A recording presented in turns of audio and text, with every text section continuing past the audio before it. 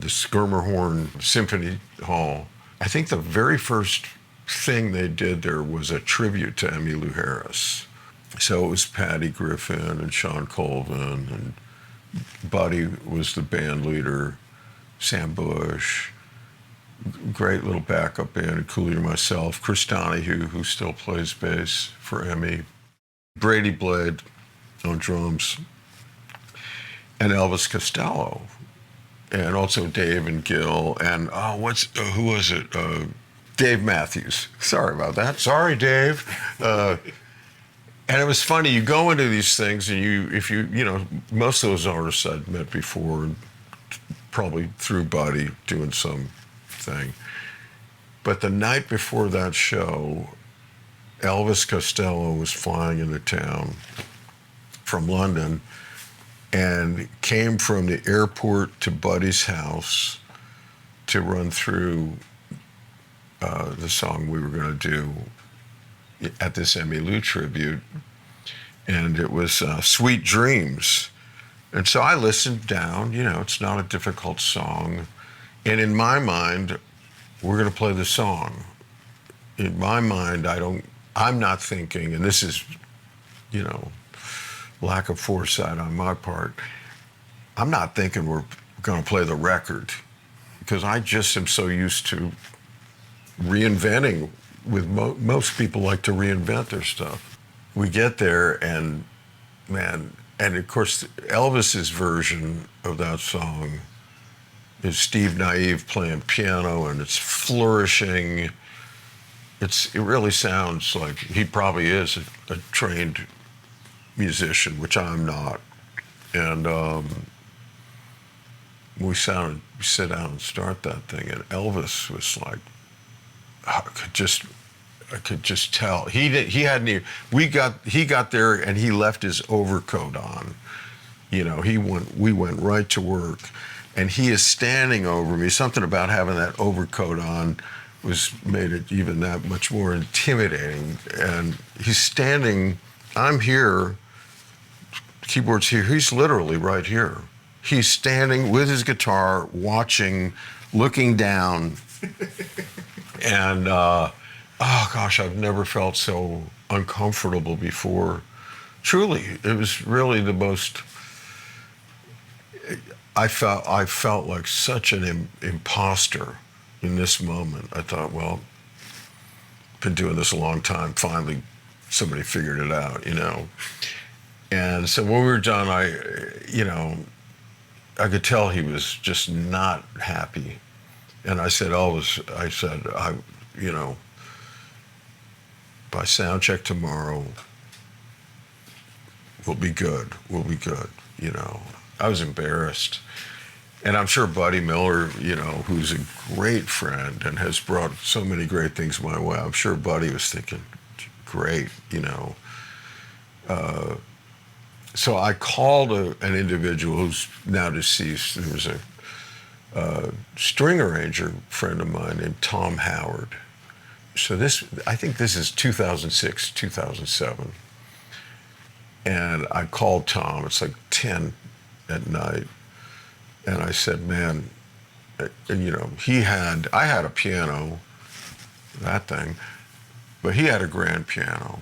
And I said, can I come over to your house? I just need a woodshed for an hour or two. And I sat there he was great, come on over. I sat there and just played this arpeggio, whatever it went. I've forgotten it now, so I hope I never get asked to do it again. But anyway, I just kind of got out of my style zone and said, all right, give this thing as close as you can do to what someone else did. So we get to the thing the next day, and Elvis shows up, we're sound checking. And in this moment, now I've got an accordion on. Like, not only is this guy a loser piano player, but now he's holding an accordion, It's like everything Elvis is suspecting about me is coming true, right? Totally uncool. And somehow, because all of us want to be like I would love to be like Thelonious Monk. Elvis would probably like to be Jimmy Martin, right? So we're on this stage, and Elvis starts singing, "My walking shoes don't fit me anymore." Now, I know that music, right? But I'm holding an accordion, so what good am I, again? And so, but Elvis forgets the second verse, which I don't know what it is now, but I said, "It's been a long time gone, pretty baby." Or so I yell this thing at him, and he goes, "That's it." And I'm like, "Oh, thank you, Jesus." And finally, once again, I was probably at ground zero now. I'm at least, clean slate. And then the evening went well. I got to say, I don't have a real funny story about Dave Matthews, who I hadn't really ever thought about Dave Matthews before. I probably thought, what's this guy doing here? Because I probably had a prejudice against something I'd never heard before. You know what? That guy was, of everyone that was there that night, he was the greatest. He was the most decent, funny, engaging person. It was a great night, but I'll never forget Elvis. "That's it." And I told him that story because 2 years ago we played at Hardly Strictly. Emmylou always closes down that festival. It's just, which is a thrill. There's a lot of people. And Elvis, unbeknownst to me, was watching our set. And he was dressed in some outfit. I almost didn't recognize him. And he comes up to me after, he goes, "That was great, mate." Well, we wind up sitting, in the tent where some food still was after we were done. So we sit down and we're talking. And I told him that story, right? I thought he's like, "Oh, I'm so sorry." He felt bad that he intimidated me. But yeah, now my mother, because of Elvis, I'll tell you this. This was Emmylou's favorite story of my mother. My mother was a Rhode Islander. She had this sort of elegant way of, I'm trying to think of words with R, words with R in them. She just had this, she and I had a rocky relationship for a few years. And so when she was 90, we're playing at the Newport Folk Festival. And Emmylou is like, "I want your mother at this show." I'm like, "Sheesh." And I'm thinking, great God forbid they become friends. And it's like your girlfriend and your ex-wife, It's like, doesn't sound like a good idea for them to be friends. And my mom shows up, and my mother never really understood my career. She wanted me to stay. As I told you earlier, my start was in Christian music, which made her happy. It was not a good fit for me. So when I departed that world, she really didn't understand.